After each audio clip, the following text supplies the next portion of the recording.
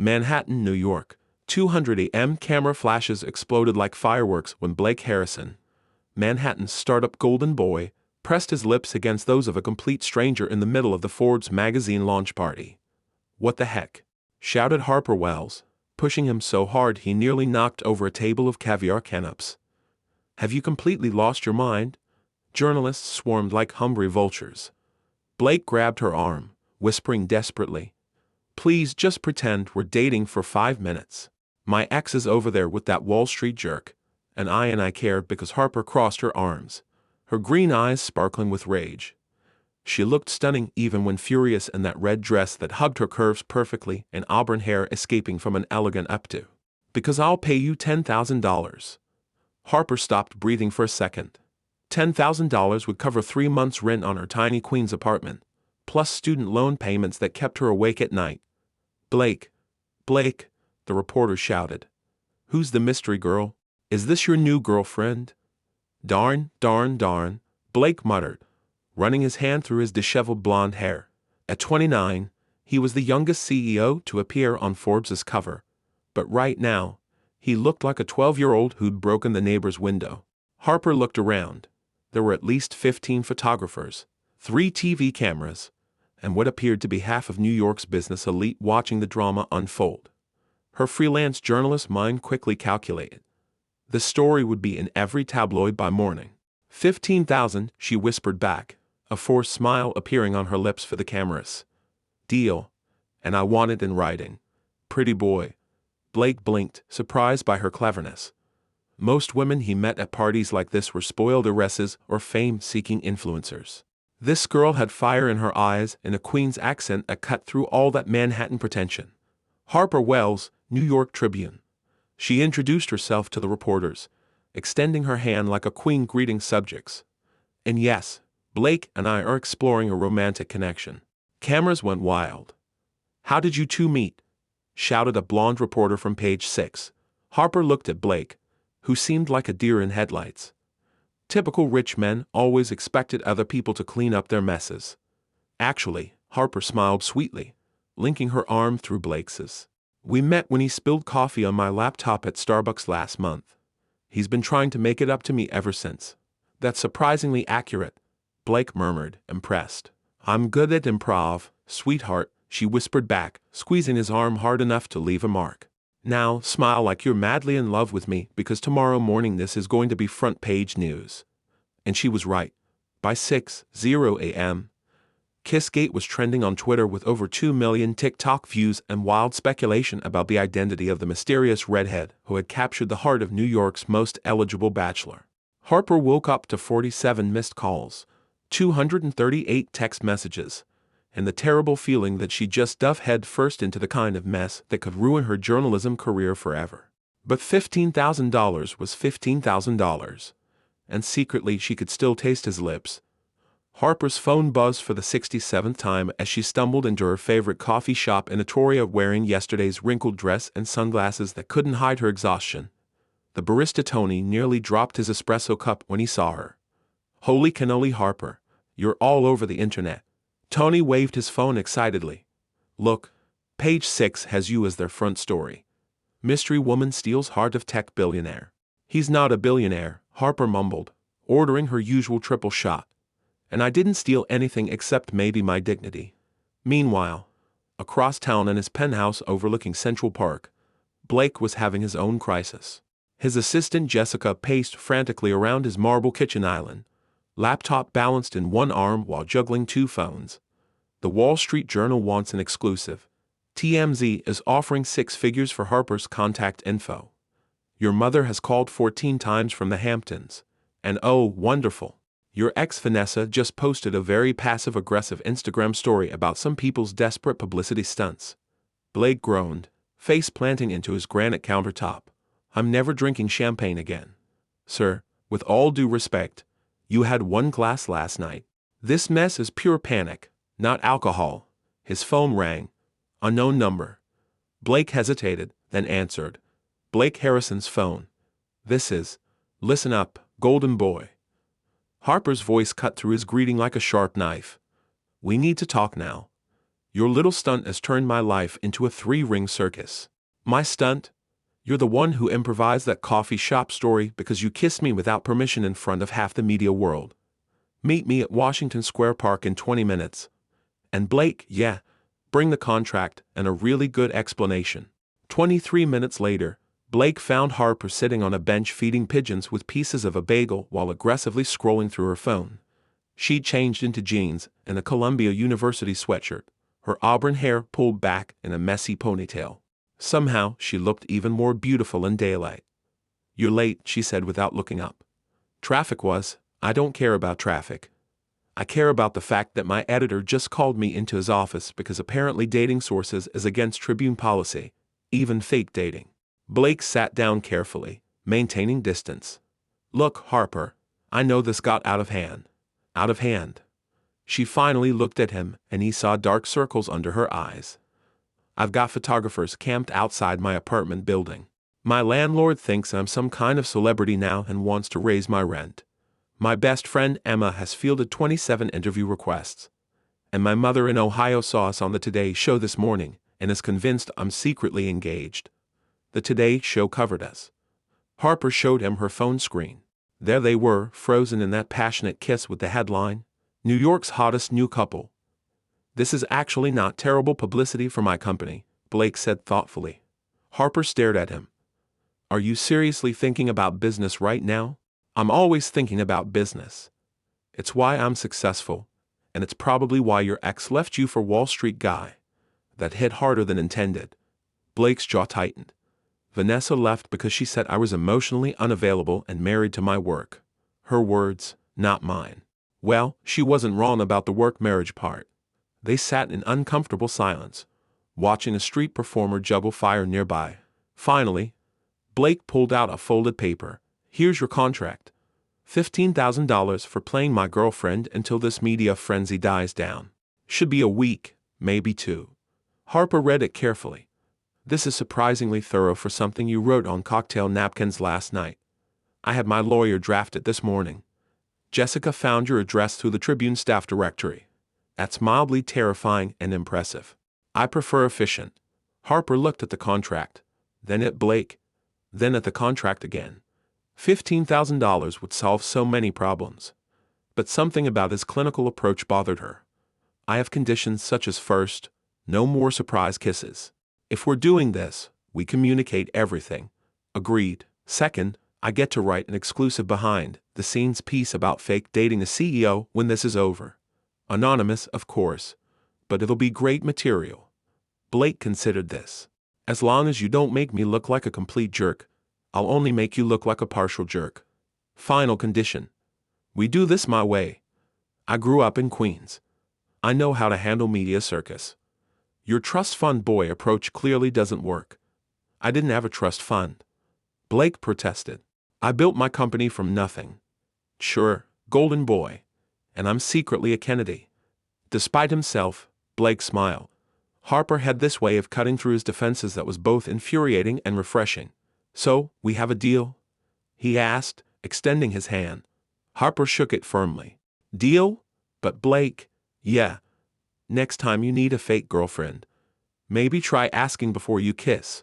It's called consent, and it's very trendy these days." As they walked away in opposite directions, neither noticed the photographer with the telephoto lens who'd captured their entire conversation from behind a hot dog cart. By evening, the headlines would read, "Lovers Quarrel or Business Meeting.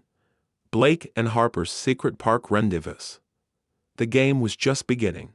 3 days later, Harper stood in front of Blake's closet, which was roughly the size of her entire apartment, holding up 2 ties like she was defusing a bomb. "Navy or charcoal?" she asked, studying his reflection in the full-length mirror as he buttoned his crisp white shirt. "Does it matter? It's just lunch with my business partners. Blake Harrison. We are about to walk into Lerner Den where there will be at least 6 photographers, 3 gossip columnists, and your ex-girlfriend's best friend sitting 2 tables away. Everything matters." Blake paused, impressed despite himself. "How do you know Sarah will be there?" "Because I called the restaurant, pretended to be your assistant, and got the reservation list. Also, Vanessa posted on Instagram that she's having lunch with Sarah at the most romantic restaurant in NYC today. Basic detective work. Remind me never to underestimate you. Too late for that.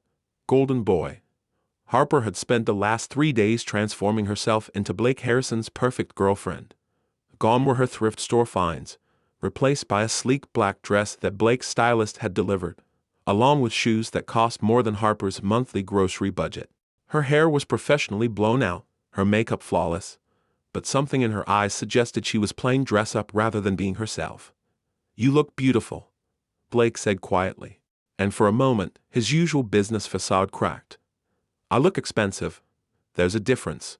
Harper, save it. We have a performance to give." The ride to Leonardon and Blake's Tesla was tense. Harper scrolled through her phone, coaching him on their backstory while he drove through Manhattan traffic. "Remember we met at that Starbucks on 42nd Street? You spilled your coffee on my laptop, insisted on buying me a new one. We started talking about your company's environmental initiatives. I did my research, by the way. Very impressive stuff. And you asked me to dinner. Why environmental initiatives? Because I'm supposedly a freelance journalist who covers sustainability. It explains why I'm smart enough to keep up with your conversations but not rich enough to afford designer clothes." "You are smart enough to keep up with my conversations." Harper glanced at him. "Don't sound so surprised." "I'm not. I'm just most people in my circle aren't." "That's sad, Blake." "It's efficient." "No, it's sad." "When's the last time someone challenged you? Really challenged you? Not just tried to impress you or get something from you?" Blake was quiet for several blocks. "Honestly, I can't remember." "Well, buckle up, Buttercup. I challenge people for a living." Learner Down was a stage, and they were the main act. The moment they walked in, conversation stopped. Harper linked her arm through Blake's, leaning into him as they were seated at their table. To any observer, they looked like a couple, completely absorbed in each other. "The salmon is supposed to be incredible here," Harper said loudly enough for nearby tables to hear. Then whispered, "Sarah's at your 2-0. Don't look." "I wasn't going to look." "You were totally going to look." Men always look. Their business lunch was with Blake's mentor, Robert Chen, a seasoned venture capitalist who'd funded Blake's first startup. Robert arrived with his wife, Linda, who immediately zeroed in on Harper with the predatory interest of someone who collected social information like baseball cards. "So, Harper, Blake tells us you're a journalist." Linda smiled with shark-like precision. "How refreshing. Most of the girls Blake dates are in, what do you call it? Influencer marketing." Harper caught Blake's slight wheeze. Vanessa had been an influencer. "I prefer storytelling to self-promotion," Harper replied smoothly. "Though I suppose we're all selling something, aren't we?" "How philosophical," Robert laughed. "Blake, I like this one. She's got spine." "She certainly does," Blake said. And when he looked at Harper, there was something genuine in his expression that made her stomach flutter unexpectedly. The lunch progressed beautifully. Harper charmed Robert with questions about his early investments, made Linda laugh with stories about disastrous interview experiences, and played the role of supportive girlfriend perfectly. She asked intelligent questions about Blake's business, touched his arm at appropriate moments, and generally gave an Oscar-worthy performance of a woman completely smitten. But it was during dessert that everything shifted. "Blake's been different lately," Robert observed. "Happier, more present. Usually during our meetings, I can see his mind running calculations. Today, he keeps looking at you like you might disappear." Harper felt Blake's hand find hers under the table. His thumb traced small circles on her palm, and she realized with a jolt that he might not be acting anymore. "She has that effect on people," Blake said quietly. Their eyes met across the table, and for a heartbeat, Harper forgot they were performing. The way he was looking at her, like she was something precious he'd stumbled upon accidentally. "Excuse me," a voice interrupted. Sarah, Vanessa's best friend, appeared beside their table with a smile that could cut glass. "Blake, what a surprise seeing you here, Sarah." Blake's voice was carefully neutral. "How are you?" "Wonderful. Vanessa and I were just talking about how quickly you've moved on. It's been what, 3 weeks since the breakup?" Harper felt Blake's hand tense in hers. This was the moment that would define their entire charade. Actually, Harper stood up, keeping her voice honey sweet. It's been 4 weeks and 2 days. Not that anyone's counting, but Blake and I have been friends for months before we started dating. Sometimes the best relationships grow from genuine connection rather than, well, whatever works for other people. Sarah's smile faltered. Of course. How wonderful for you both. It really is. Harper beamed, then leaned down to kiss Blake's cheek. Sweetheart, didn't you say we have that appointment with the wedding planner this afternoon? The lie was so outrageous, so perfectly calculated to send Sarah running back to Vanessa with explosive gossip that Blake nearly choked on his wine. Right, he managed. The wedding planner? Sarah's eyes widened. Wedding planner? Oh, we're not engaged yet. Harper waved dismissively. But Blake's so thoughtful. He wants to scout venues early. He says, when you know, you know. After Sarah practically sprinted away, Robert and Linda were grinning like they just witnessed the best entertainment in years.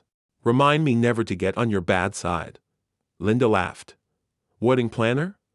Blake whispered as they left the restaurant. Trust me, by tonight, Vanessa will be losing her mind, wondering if you're about to propose to your rebound girlfriend. It's psychological warfare. You're terrifying. I'm effective. There's a difference. But as they walked to his car, Harper couldn't shake the feeling that somewhere between the hand-holding and the fake wedding planning, something real had started happening. And that terrified her more than any photographer or gossip columnist ever could, because falling for Blake Harrison wasn't part of their contract. The paparazzi photos from lunch would hit social media within hours. Blake gazing at Harper with unmistakable adoration. Harper's hand resting possessively on his chest. Both of them looking like two people completely hopelessly in love, which was becoming less of an act and more of a problem every day. Harper's phone rang at 6:47 a.m. on a Saturday, jolting her awake in her Queens apartment. The caller ID made her stomach drop. Mom, Ohio. Harper Elizabeth Wells. You have exactly 30 seconds to explain to me why I'm watching my daughter kiss a billionaire on Good Morning America while I'm eating my oatmeal. Harper groaned, pulling a pillow over her face. He's not a billionaire, Mom. And good morning to you too. Don't you good morning me, young lady. Martha Henderson called me at 6:30 this morning because she saw you on her grandson's TikTok. TikTok, Harper? Since when are you on the TikToks? It's just TikTok, not the TikToks, and I'm not exactly on it voluntarily. Is he treating you well? Because your father is already Googling his background. And let me tell you, we found some very interesting articles about his dating history. Harper sat up, suddenly alert. What kind of articles? The kind that suggests this young man has commitment issues. Harper, sweetheart, I know you're independent and all that, but maybe you should slow down a bit. This is all happening very fast. If only she knew how fast, Harper thought miserably. Mom, I promise I'm being careful. Well, you better be. And Harper, your grandmother wants to know if he's Catholic. Oh, for crying out loud. Language. Harper Elizabeth. 27 minutes later, Harper stood outside Blake's building on the Upper East Side, wearing jeans and a Yankees jersey, carrying a bag of bagels and what felt like the weight of the world on her shoulders. The doorman, who now recognized her as Mr. Harrison's girlfriend, waved her up without calling ahead. She found Blake in his kitchen, laptop open, surrounded by financial reports and empty coffee cups. Even on Saturday morning, he was in business mode, wearing expensive-looking sweats and an MIT t-shirt that somehow looked designer on him. We have a problem, Harper announced, dropping the bagels on his marble counter. Good morning to you too. Please come in. Make yourself at home. Blake, I'm serious. My mother saw us on Good Morning America. Blake looked up from his laptop for the first time. That's not necessarily bad. Parents like stability. My parents live in Sandusky, Ohio. My dad works at a Ford plant. My mom teaches 3rd grade. They think you're some kind of Wall Street mogul who's going to break their daughter's heart and leave her emotionally scarred and financially ruined. But I'm not a Wall Street mogul. I'm a tech entrepreneur. That's your takeaway. That's what you're focusing on right now. Blake closed his laptop, finally giving her his full attention. Harper, what exactly are you worried about? I'm worried about lying to my family. These are good people, Blake. Salt of the earth, Midwestern good people who raised me to tell the truth and work hard and not get involved with complicated men in complicated situations. Am I complicated? You paid me $15,000 to fake date you to make your ex-girlfriend jealous. Yes, you're complicated. Blake was quiet for a moment, processing this. Do you want to call off the deal? Harper stared at him. Is that what you want? I want you to be comfortable. That's not what I asked. They looked at each other across the kitchen island, and Harper realized they were having two different conversations. Blake was thinking about contracts and business arrangements.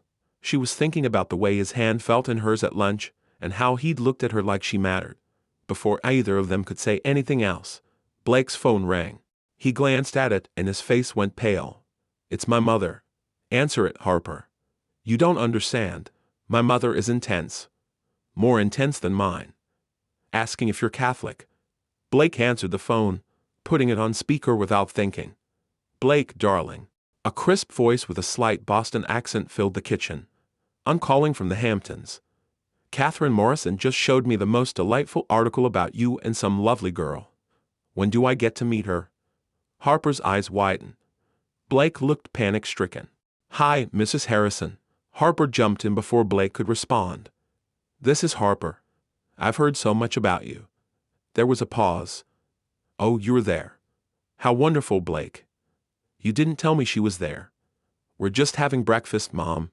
At his apartment. Mrs. Harrison's voice had a note of approval. How modern, Harper. Dear, what do you do? I'm a journalist, Mrs. Harrison. I write for the Tribune. How impressive. A working woman. I do admire independence. Blake, bring her to Sunday dinner tomorrow. I insist. Blake looked at Harper with pure terror in his eyes. Harper, for reasons she couldn't explain, found herself saying, We'd love to come. Excellent. 6-0 sharp. Harper, I hope you like lobster.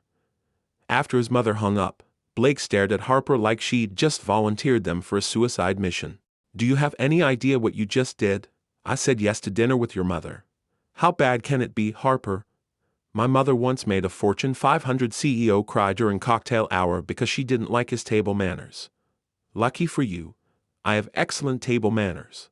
This isn't a joke. My mother will see through our charade in about 30 seconds. She has a PhD in psychology and the social instincts of a shark. Harper sat down on one of his expensive bar stools, finally understanding the magnitude of their situation. So, what do? We could call and cancel, say you're sick, or we could get really good at being fake in love in the next 24 hours. Blake leaned against the counter, studying her face. You're not backing down, are you? Nope. Are you? This is insane. This whole thing has been insane from the beginning. But Blake, I've been thinking about something. What? Your ex-girlfriend, Vanessa? Why did you really want to make her jealous? Blake was quiet for a long time. I guess I wanted to prove that I wasn't as broken as she said I was. What did she say? That I was cold, emotionally unavailable, that I cared more about success than I did about people. Harper felt something twist in her chest. And you believed her? The evidence was pretty compelling. Blake, look at me. He met her eyes reluctantly. You're not cold. You're careful. There's a difference, is there? Yes, cold people don't worry about hurting other people's feelings. You've been walking on eggshells around me for days, making sure I'm comfortable with every aspect of this arrangement. That's just good business. No, that's being considerate. And for the record, Vanessa was wrong about something else too. What? You do care about people. You care so much that you've convinced yourself caring is a weakness. That's why you hide behind all the business talk and efficiency. Blake stared at her and Harper realized she'd just said something that cut deeper than she'd intended. The silence stretched between them, loaded with things neither of them was ready to say. So Blake said finally, How exactly do we convince my mother we're head over heels in love? We practice acting like a couple. Real couples have inside jokes. They finish each other's sentences. They know little details about each other. If your mother is as sharp as you say, we need to be flawless. Blake considered this. What did you have in mind? Spend the day together. Not as fake girlfriend and client, but as two people getting to know each other. Learn my coffee order, my favorite movie, what makes me laugh. I'll learn yours. By tomorrow night. We'll be so good at this that even we'll believe it. That sounds dangerous. Why? Because what if we get too good at it? Harper felt her heart skip a beat.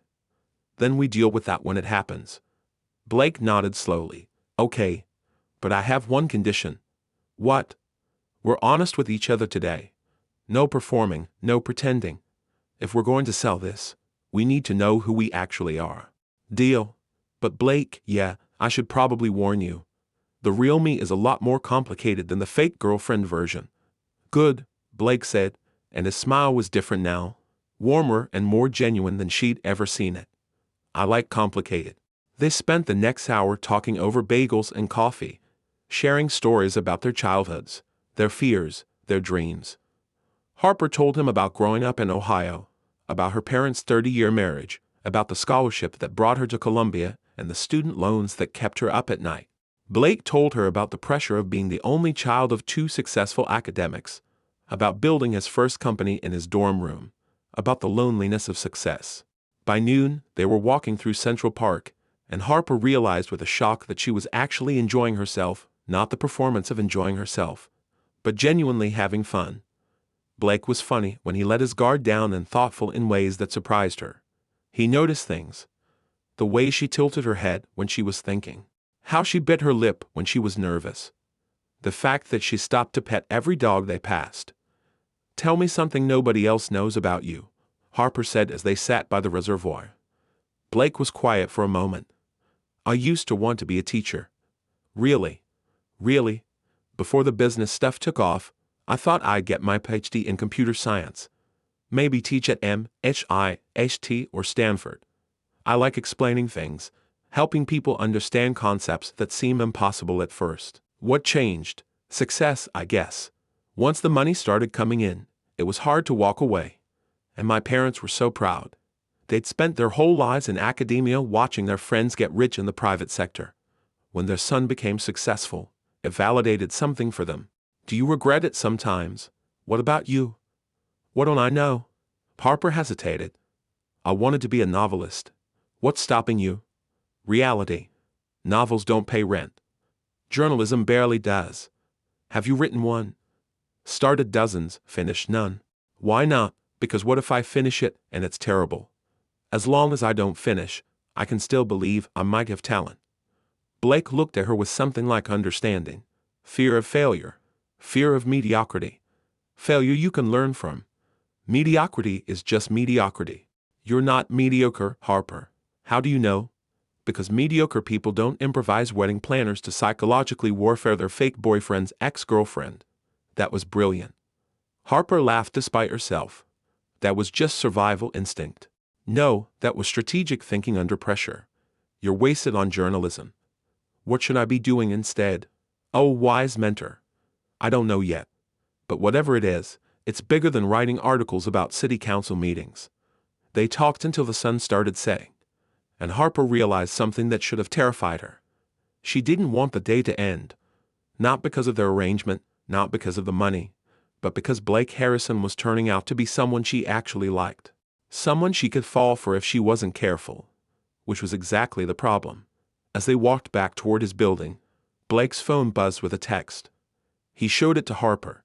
A photo of them sitting by the reservoir, heads close together, laughing about something. The caption read, "Love is in the air.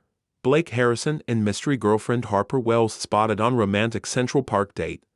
Wedding bells soon. Couple goals. Love story. We're getting good at this," Blake said. "Maybe too good," Harper replied. And they both knew she wasn't talking about fooling the photographers. Sunday arrived with the kind of crisp autumn weather that made New York feel like a movie set. All golden leaves and perfect lighting. Harper stood in front of her closet at 3:00 p.m., having already changed outfits 4 times, surrounded by rejected dresses like a fashion battlefield. Her phone buzzed. A text from Blake.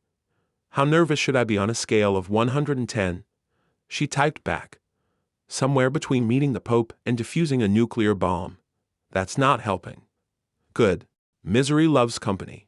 3 hours later, Harper emerged from Blake's Tesla wearing a navy wrap dress that struck the perfect balance between elegant and approachable. her hair in a low shiny that had taken 45 minutes to perfect. Blake wore a charcoal suit without a tie. And despite her nerves, Harper couldn't help noticing how the casual formality made him look devastatingly handsome. "You look beautiful," he said. And there was something in his voice that made her stomach flutter. "You clean up pretty well yourself, golden boy Harper, before we go in there. Yeah, whatever happens tonight, I want you to know that yesterday was the best day I've had in a long time." Harper felt her carefully constructed emotional walls crack slightly. "Blake, I know this is complicated. I know we have an arrangement, but I need you to know that." "Okay," she said softly. "For what it's worth, I had a good time too." The Harrison family estate in the Hamptons was exactly what Harper had expected. Sprawling, immaculate, and intimidating as a fortress. The kind of place where every piece of furniture cost more than her annual salary. As they walked up the stone pathway, Blake took her hand and Harper wasn't sure if it was for the performance or for moral support. "Remember," he whispered, "my mother will try to separate us at some point to interrogate you alone. It's her signature move.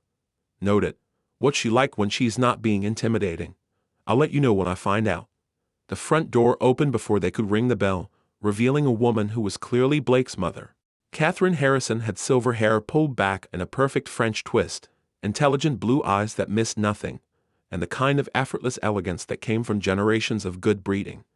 She wore a cream-colored cashmere set that probably cost more than Harper's car. "Blake, darling." She kissed both his cheeks in a way that suggested European summers and exclusive boarding schools. "And you must be Harper. How lovely to finally meet you." Catherine's handshake was firm, and Harper noticed she held eye contact just a beat too long, as if taking an initial assessment. "Mrs. Harrison, thank you so much for having me. Your home is absolutely gorgeous. Please call me Catherine and thank you. The house has been in the family for 60 years. Blake, your father is in his study pretending to read, but actually Googling Harper's articles. I told him it was rude, but you know how he gets." Blake groaned. "Mom, what? I thought it was resourceful." "Harper, I hope you don't mind. Charles gets curious about anyone important to Blake." The word important hung in the air like a test question. Harper squeezed Blake's hand. "I don't mind at all. Though I should warn you, my early pieces about the subway system renovation were pretty dry reading." "Oh, we've moved beyond those. Charles found your investigative piece about the affordable housing scandal quite compelling. Very thorough research." Harper blinked, surprised. "You actually read my work?" "Of course, dear. If you're important to my son, you're important to me." Blake looked as shocked as Harper felt. His mother had never shown interest in any of his previous girlfriends' careers. They were led into a living room that belonged in Architectural Digest, all cream furniture and carefully placed antiques. Blake's father, Charles Harrison, rose from a leather armchair with the same tall, lean build as his son, but with silver hair and wire-rimmed glasses that gave him a distinguished professor appearance. "Harper, wonderful to meet you." His handshake was warmer than his wife's, and his smile reached his eyes. "I have to say, your piece on the Hudson River Cleanup Initiative was excellent journalism. You have a real talent for making complex environmental issues accessible." "Thank you, Dr. Harrison. That means a lot coming from someone with your background." Blake shot her a questioning look. Harper had done her homework too. "Please call me Charles." "Blake, you didn't tell us Harper knew about my environmental policy work." "There's a lot Blake doesn't tell us," Catherine said with a meaningful look at her son. "Which is why I'm so delighted to finally meet someone who's clearly captured his attention so completely." Dinner was served in a dining room with a view of the ocean, and Harper had to admit the lobster was exceptional. The conversation flowed surprisingly easily. Charles asked thoughtful questions about her journalism. Catherine shared stories about her work with various charitable foundations, and Blake seemed to relax as the evening progressed. "So, Harper," Catherine said as they finished the main course, "how did you and Blake really meet?" Harper felt Blake tense beside her. "The coffee shop story like we mentioned." "Oh, I'm sure that's the story you tell everyone. But I'm curious about the real story. The moment you knew there was something special." Harper looked at Blake and suddenly she knew what she had to do. The truth. Not the whole truth, but enough truth to make this real. "Honestly, Catherine, the first time I met Blake, I thought he was a complete snob." Blake nearly choked on his wine. His parents looked delighted. Really? Charles leaned forward with interest. Really? He was in this expensive suit talking on his phone about some acquisition, and he had this air about him. Like the world existed for his convenience. That sounds like Blake, Catherine said dryly. But then, Harper continued, finding her rhythm. He spilled coffee on my laptop, and instead of just apologizing and walking away like I expected, he sat down. He spent 20 minutes helping me save my files, asking about what I was working on. And when I told him about the story I was researching, he didn't just nod politely. He asked real questions, smart questions, questions that actually made my article better. Blake was staring at her, and Harper realized that what she was describing was exactly what had happened yesterday in the park. What changed? Success, I guess. Once the money started coming in, it was hard to walk away. And my parents were so proud. They'd spent their whole lives in academia watching their friends get rich in the private sector. When their son became successful, it validated something for them. Do you regret it sometimes? What about you? What don't I know? Harper hesitated. I wanted to be a novelist. What's stopping you? Reality. Novels don't pay rent. Journalism barely does. Have you written one? Started dozens, finished none. Why not? Because what if I finish it and it's terrible?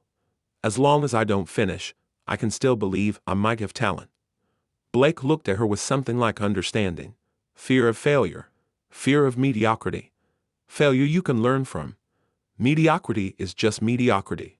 You're not mediocre, Harper. How do you know? Because mediocre people don't improvise wedding planners to psychologically warfare their fake boyfriend's ex-girlfriend. That was brilliant. Harper laughed despite herself. That was just survival instinct. No, that was strategic thinking under pressure. You're wasted on journalism. What should I be doing instead? Oh, wise mentor. I don't know yet. But whatever it is, it's bigger than writing articles about city council meetings. They talked until the sun started setting. And Harper realized something that should have terrified her. She didn't want the day to end. Not because of their arrangement, not because of the money, but because Blake Harrison was turning out to be someone she actually liked. Someone she could fall for if she wasn't careful. Which was exactly the problem. As they walked back toward his building, Blake's phone buzzed with a text. He showed it to Harper. A photo of them sitting by the reservoir, heads close together, laughing about something. The caption read, "Love is in the air. Blake Harrison and mystery girlfriend Harper Wells spotted on romantic Central Park date. Wedding bells soon. Couple goals.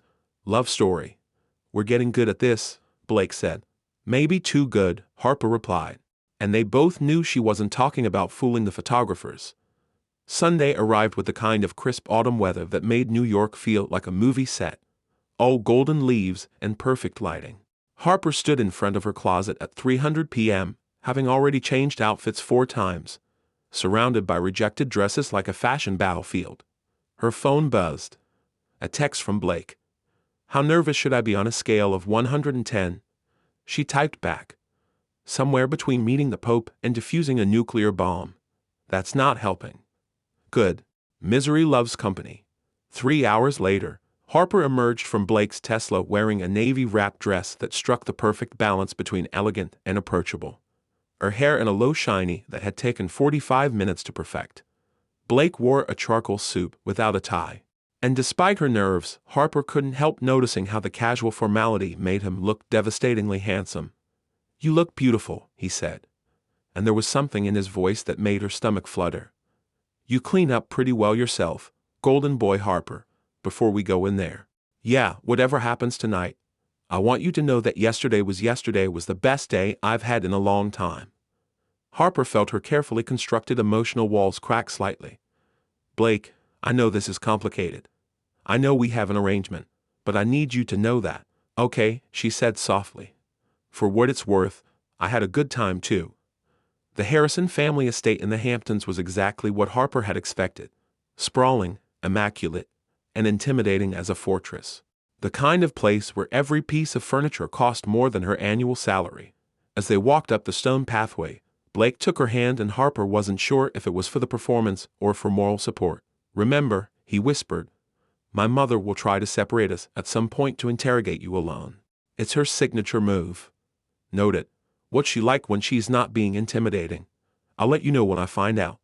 The front door opened before they could ring the bell, revealing a woman who was clearly Blake's mother. Catherine Harrison had silver hair pulled back in a perfect French twist, intelligent blue eyes that missed nothing, and the kind of effortless elegance that came from generations of good breeding. She wore a cream-colored cashmere set that probably cost more than Harper's car. "Blake, darling." She kissed both his cheeks in a way that suggested European summers and exclusive boarding schools. "And you must be Harper. How lovely to finally meet you." Catherine's handshake was firm, and Harper noticed she held eye contact just a beat too long, as if taking an initial assessment. "Mrs. Harrison, thank you so much for having me. Your home is absolutely gorgeous. Please call me Catherine and thank you. The house has been in the family for 60 years. Blake, your father is in his study pretending to read, but actually Googling Harper's articles. I told him it was rude, but you know how he gets." Blake groaned. "Mom, what? I thought it was resourceful." "Harper, I hope you don't mind. Charles gets curious about anyone important to Blake." The word important hung in the air like a test question. Harper squeezed Blake's hand. "I don't mind at all. Though I should warn you, my early pieces about the subway system renovation were pretty dry reading." "Oh, we've moved beyond those. Charles found your investigative piece about the affordable housing scandal quite compelling. Very thorough research." Harper blinked, surprised. "You actually read my work?" "Of course, dear. If you're important to my son, you're important to me." Blake looked as shocked as Harper felt. His mother had never shown interest in any of his previous girlfriends' careers. They were led into a living room that belonged in Architectural Digest, all cream furniture and carefully placed antiques. Blake's father, Charles Harrison, rose from a leather armchair with the same tall, lean build as his son, but with silver hair and wire-rimmed glasses that gave him a distinguished professor appearance. "Harper, wonderful to meet you."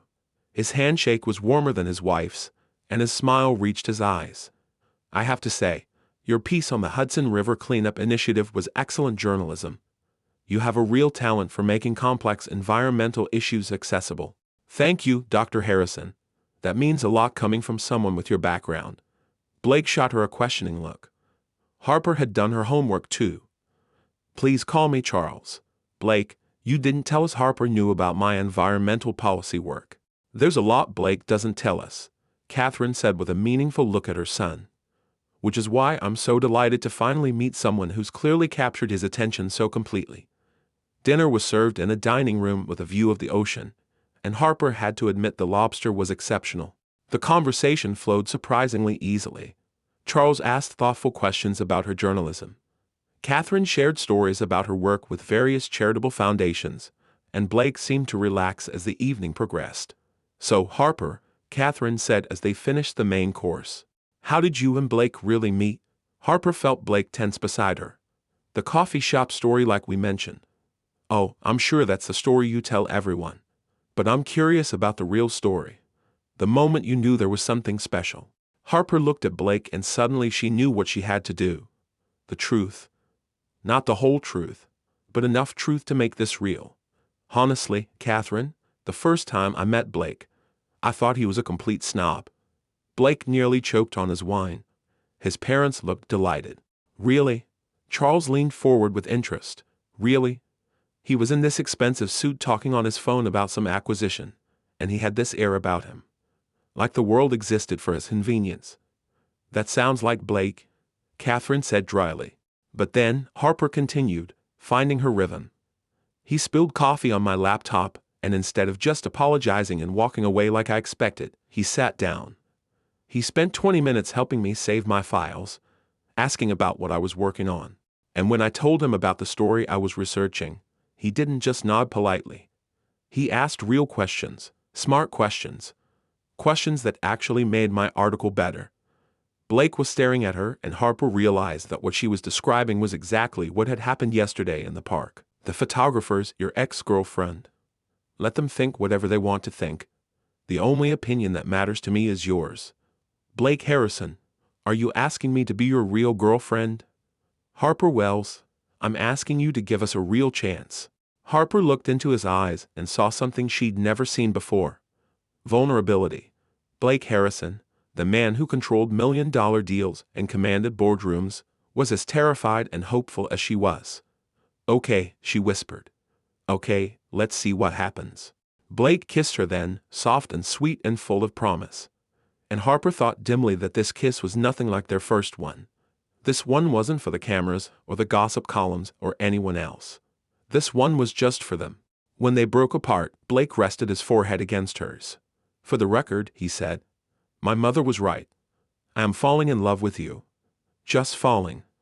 Blake smiled, and it was the most beautiful thing Harper had ever seen. "No," he said. "I'm pretty sure I'm already there." As they drove back to the city, neither of them noticed the photographer who had followed them from the Harrison estate or the telephoto lens that had captured their entire conversation through the Tesla's windows. By morning, the headlines would read, "Real Love or Real Good Acting. Blake Harrison and Harper Wells Romantic Overlook Rendezvous." But for now, they drove through the night with the windows down and the radio playing. Two people who had found something real in the middle of something fake, ready to see where this impossible, complicated, beautiful thing might take them. The stakes had never been higher, and Harper had never been more terrified. She also had never been happier. 3 weeks later, Harper woke up in Blake's penthouse to the sound of her phone vibrating like an angry bee against the marble nightstand. The early morning light streaming through the floor-to-ceiling windows told her it was barely 6:00 a.m., but the urgency of the buzzing suggested something was very, very wrong. She rolled over to find Blake's side of the bed empty, though she could smell coffee brewing in the kitchen. They'd fallen into an easy routine since that night at the Overlook. She'd kept her queen's apartment for appearances and practicality, but most nights found her here in a space that was slowly becoming their space. Her books were scattered on his coffee table. Her favorite coffee mug sat in his cabinet, and her hair ties had mysteriously appeared in every room. The phone buzzed again, then again. Harper grabbed it with growing dread, squinting at the screen without her contacts. 15 missed calls from her editor, Gary. 23 from her best friend, Emma. 47 text messages from numbers she didn't recognize, and 1 email marked "Urgent, call me now" from Gary. With a sick feeling in her stomach, Harper scrolled to the first text message from Emma. "Harper, please tell me you're seeing this. Call me now." She stumbled out of bed wearing one of Blake's MIT t-shirts that fell to her knees and padded barefoot toward the kitchen where she could hear Blake talking to someone, probably Jessica, his assistant, who seemed to work around the clock. "Blake," she called, but stopped short when she saw his face. He was standing at the kitchen island, laptop open, phone pressed to his ear, and his expression was the kind of grim that suggested someone had died. When he saw Harper, he quickly ended his call. "How bad is it?" Harper asked, though she wasn't sure she wanted to know. Blake turned the laptop toward her, and Harper's blood turned to ice water. The headline on page 6 read, "The Greatest Love Story Never Told." Inside Blake Harrison's $15,000 fake romance scandal. Below it was a crystal-clear raw photo of Blake sliding a contract across the table to Harper at Washington Square Park, taken with a telephoto lens that captured every detail, including Harper's signature at the bottom. "Oh my God," Harper whispered, sinking onto one of the bar stools. "It gets worse," Blake said quietly, scrolling down. The article was thorough, devastating, and mostly accurate.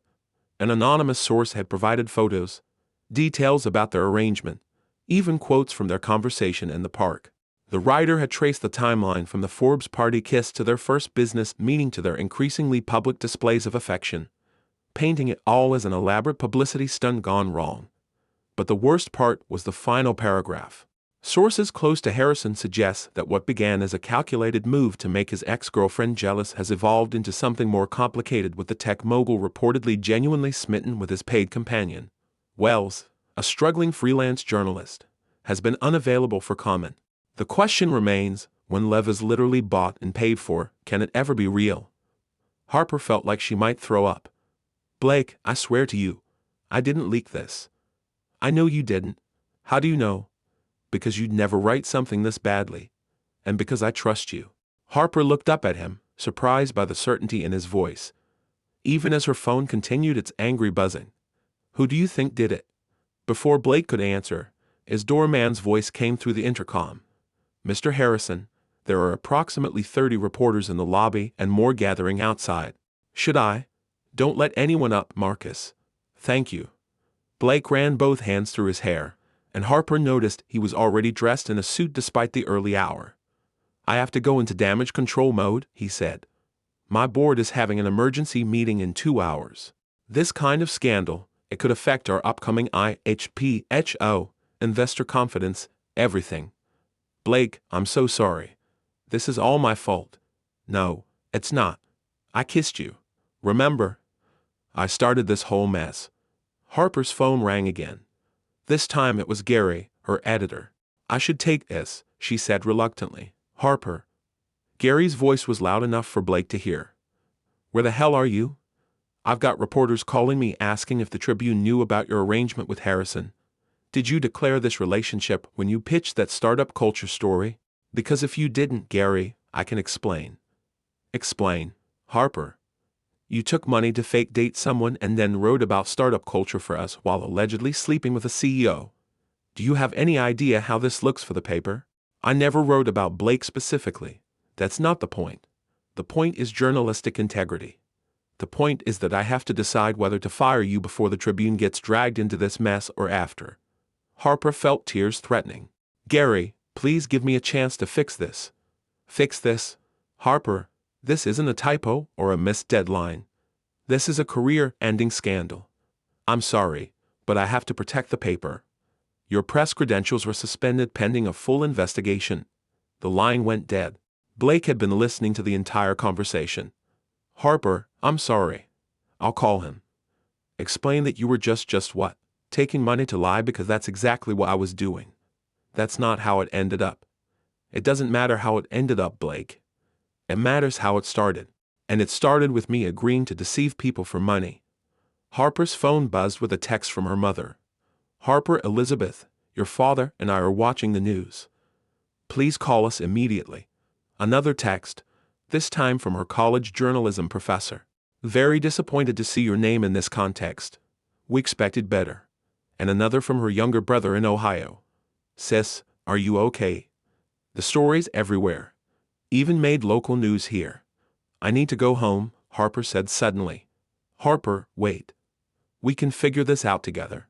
No, Blake. You need to figure out how to save your company. I need to figure out how to save my career. Those are two different problems. They don't have to be. Yes, they do. Don't you see? This is exactly what everyone's going to say. That I was just using you. That our relationship was never real. That I'm some kind of gold digger who got in over her head. But we know that's not true. Do we, Blake? Be honest.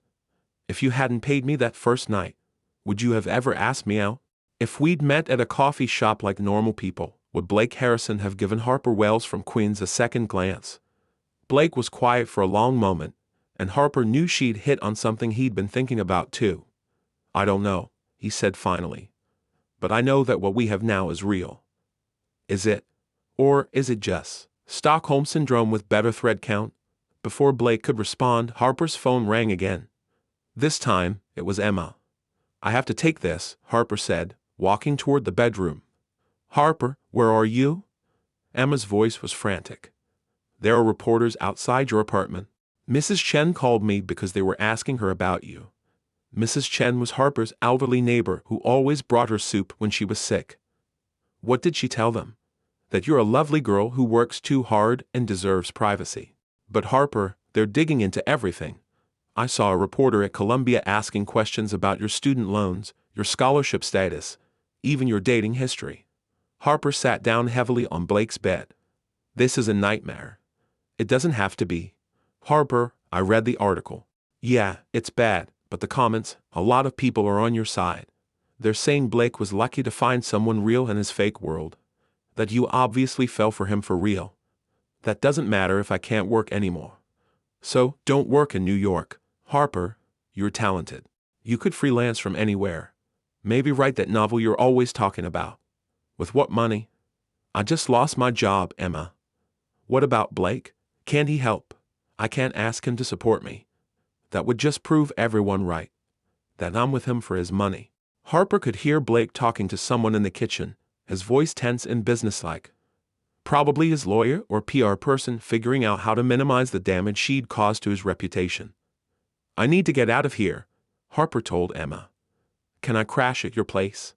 Of course, but Harper, maybe talk to Blake first. Really talk to him. After Emma hung up, Harper sat in the quiet bedroom, looking around at the space that had started to feel like home.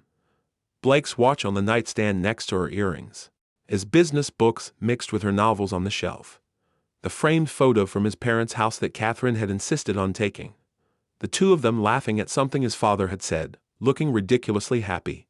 She was still staring at the photo when Blake appeared in the doorway. Jessica managed to push my board meeting to this afternoon, he said. We have some time to figure out our strategy for dealing with this together. Harper turned to face him. Blake, there is no our strategy. There's your strategy for saving your business and my strategy for salvaging what's left of my career. And those strategies probably don't align. What are you saying? I'm saying maybe we should stop pretending this can work. Blake looked like she'd slapped him. You want to break up? I want to be realistic. Look at this objectively, Blake. We're from completely different worlds. This scandal proves that. I'm a liability to you now. That's not true, isn't it? Your board is having emergency meetings because of me. Your IPO could be affected because of me. Your reputation? I don't care about my reputation. You should. It's your livelihood. Harper, you're my what? You're what, Blake? Your girlfriend you paid $15,000 to acquire your charity case from Queens who got in over her head. Your midlife crisis. You're the woman I'm in love with. The words hung in the air between them, raw and honest and terrifying.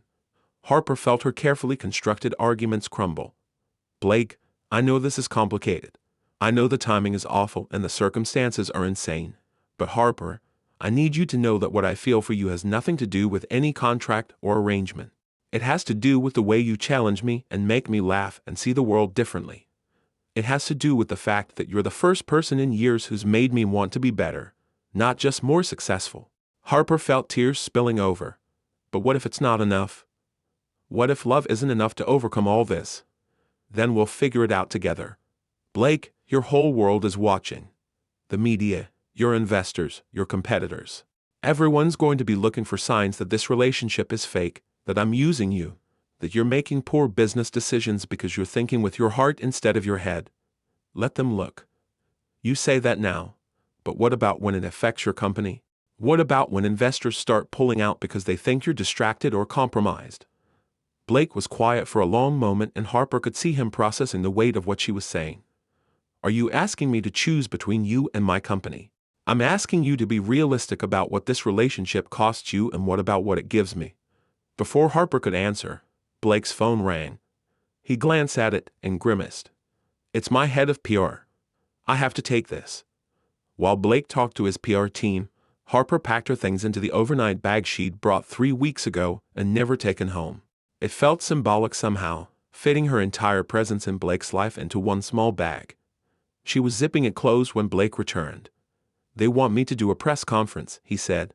Address the scandal head on. What are you going to say? The truth. Which is what exactly? Blake sat down on the bed next to her. That yes, our relationship started as an arrangement. That yes, I paid you to pretend to be my girlfriend. But that what we have now is real. And I don't care who knows it. Harper felt her heart breaking and soaring at the same time. Blake, you can't do that. Why not? Because it will ruin you. Your investors, your board, the business world, they'll see you as someone who makes emotional decisions over logical ones. It'll follow you forever. Then what do you suggest? Harper took a shaky breath. Tell them it was all fake. All of it. That you hired me for publicity and it got out of hand. That you're ending the arrangement immediately and focusing on your business. And throw you under the bus? Better one of us than both of us. Harper, I'm not going to destroy your reputation to save mine. My reputation is already destroyed, Blake. But yours doesn't have to be. They sat in silence, both understanding the impossible position they were in. Outside, Harper could hear the distant sound of cameras clicking and reporters calling Blake's name. There's another option, Blake said finally. What? We could leave. Both of us just disappear for a while. Let the media frenzy die down. I have enough money that we could go anywhere, do anything." Harper looked at him. This man who was offering to abandon everything he'd built for her. "Blake, you can't run away from your life." "Why not?" "It's my life." "Because running away isn't who you are. You're a fighter. You build things. You solve problems. You don't quit when things get difficult." "I'm not quitting. I'm choosing what matters most." "And what if you regret that choice? What if in 5 years you resent me for being the reason you gave up everything you worked for?" "That won't happen. You don't know that." Blake stood up and began pacing the room. "So, what are you saying? That we should break up? That we should pretend the last month never happened?" "I'm saying maybe love isn't always enough. Maybe sometimes loving someone means letting them go." "That's the most ridiculous thing you've ever said." "Is it?" "Blake, look at yourself. 3 weeks ago, you were focused, driven, building something amazing. Now you're talking about abandoning your company to run away with a girl you met at a fake relationship arrangement. That girl is the best thing that ever happened to me." Harper felt her resolve wavering but forced herself to stay strong. "Then prove it by not letting me destroy your life." Her phone buzzed with another text. This time it was from her mother. "Sweetheart, your father and I are driving to New York. We'll be there tonight. Whatever's happening, we love you." Harper showed Blake the text. "Your parents are coming here, apparently. Which means I really need to go home and figure out how to explain this to them. Harper, please don't leave. Not like this. Blake, I have to. Can't you see that? Every minute I stay here makes it worse for both of us." Blake grabbed her hands. "What if I don't care about worse? What if I only care about us? Then you're not the man I fell in love with. The Blake I love is smart and strategic and doesn't let emotion cloud his judgment. The Blake I love wouldn't sacrifice everything he's built for a relationship that started with a lie. But Harper, no. Blake, if you love me, really love me, then let me go. Give your press conference, save your company, and move on with your life." "And what about your life?" Harper picked up her bag. "I'll figure it out. I always do." She headed for the door, but Blake caught her arm. "Harper, wait. What if we could find a way to make this work? What if we could prove to everyone that what we have is real?" "How?" "I don't know yet, but give me time to think. Give us time." Harper looked into his eyes and saw desperation and hope and love all mixed together. It would be so easy to say yes, to stay and fight, and damn the consequences. Instead, she kissed him softly. "I love you, Blake. That's why I'm leaving." "That makes no sense." "It makes perfect sense. And someday, when you're running your company and changing the world like you're supposed to, you'll understand." Harper walked to the elevator, her heart breaking with every step. Blake followed her. "This isn't over," he said as the elevator doors opened. "Yes, it is, Harper. I'm serious. I'm going to figure this out. Blake, please let me go. Let us both move on." The elevator doors closed between them, and Harper saw Blake's reflection in the polished metal, looking lost and determined at the same time. As the elevator descended, Harper's phone buzzed one final time. A text from Blake. "I love you too, and I'm not giving up." Harper deleted the message without responding, but she didn't delete the photo from his parents' house. Even as she walked out of his building, past the reporters who shouted her name and the photographers who captured her tear-stained face, she kept that photo. Because sometimes, even when love isn't enough to overcome the obstacles, it's still worth remembering that it existed. 6 months later, Harper sat in her favorite coffee shop in Portland, Oregon, typing on a laptop that wasn't held together with duct tape. One of the few luxuries she'd allowed herself from the advance on her book deal. Fake It Till You Make It, a love story, would be published in the fall, and early reviews were calling it a honest, funny, and heartbreaking look at modern love in the age of social media. She'd changed names, altered details, and written it as fiction. But anyone who'd followed the Blake Harrison scandal would recognize the story. Her editor called it romantically with real heart. Harper called it expensive therapy. The coffee shop's TV was tuned to CNBC volume low, but Harper glanced up when she heard a familiar name. Blake's company had just announced their IPO, the most successful tech offering of the year. He was standing behind the podium at the New York Stock Exchange, ringing the opening bell. looking handsome and successful and completely composed. Harper felt a familiar ache in her chest. She'd kept track of him through business news and carefully avoided any personal coverage, but she knew from Emma that he'd handled the scandal beautifully.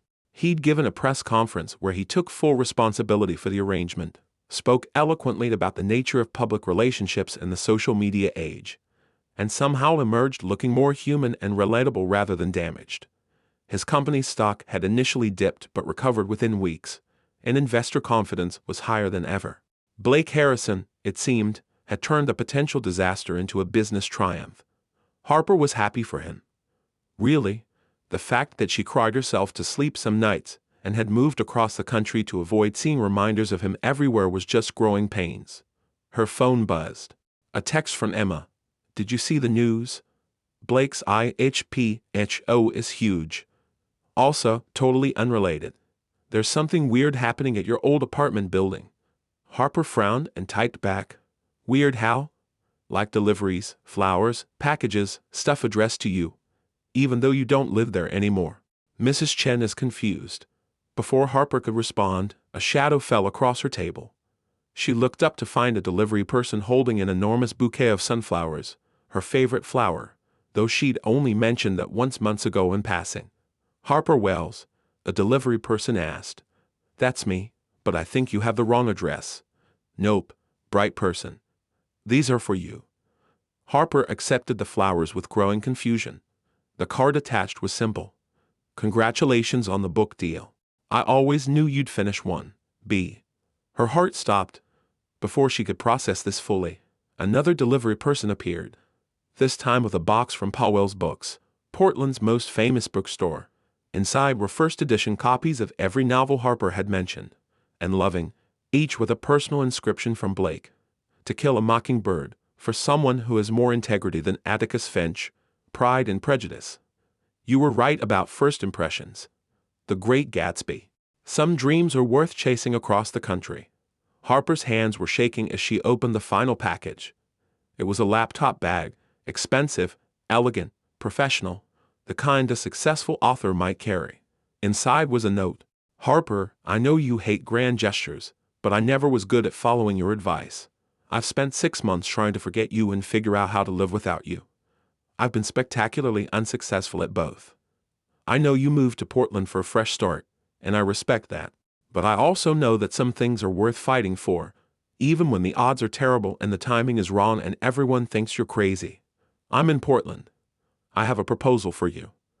Not that kind of proposal yet, but a business proposal. A real one with contracts and everything, because apparently that's how we do romance. Meet me at Powell's Books Rare Book Room at 7:00 p.m. tonight if you're willing to hear me out. If you don't come, I'll understand. I'll leave you alone and wish you nothing but happiness.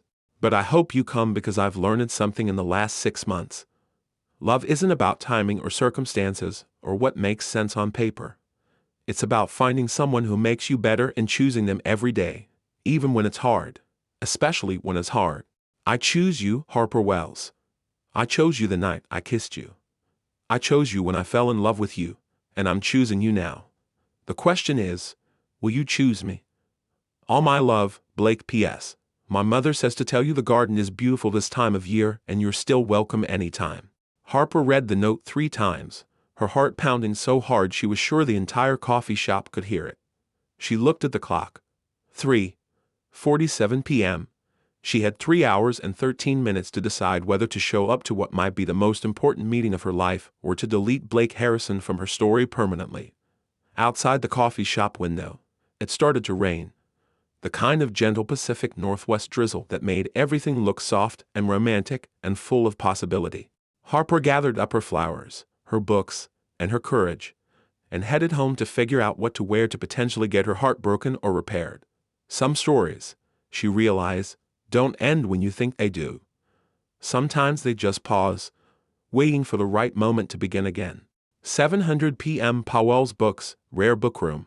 Harper found Blake standing in front of a display of first edition love stories, wearing jeans and a simple blue sweater instead of his usual suit.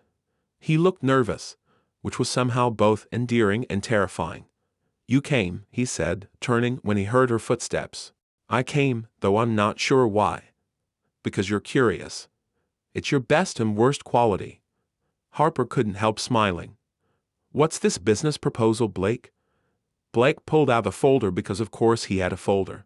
I want to start a foundation for journalism education specifically for students from working class backgrounds who want to go into investigative reporting.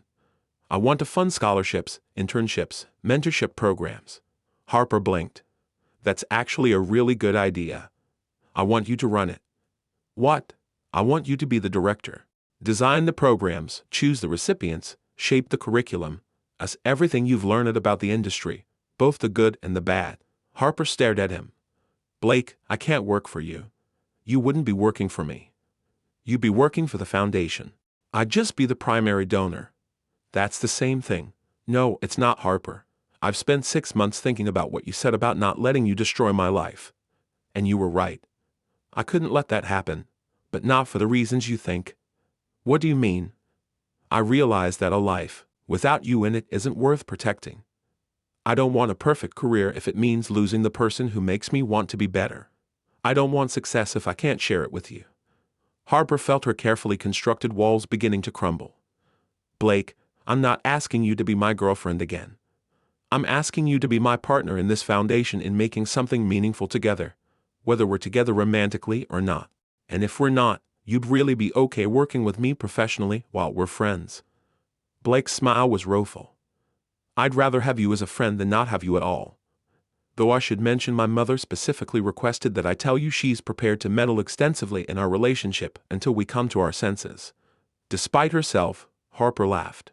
She said that her exact words were, Blake Harrison, if you let that girl get away because you're both too stubborn and scared to admit you belong together, I will disown you and adopt her instead.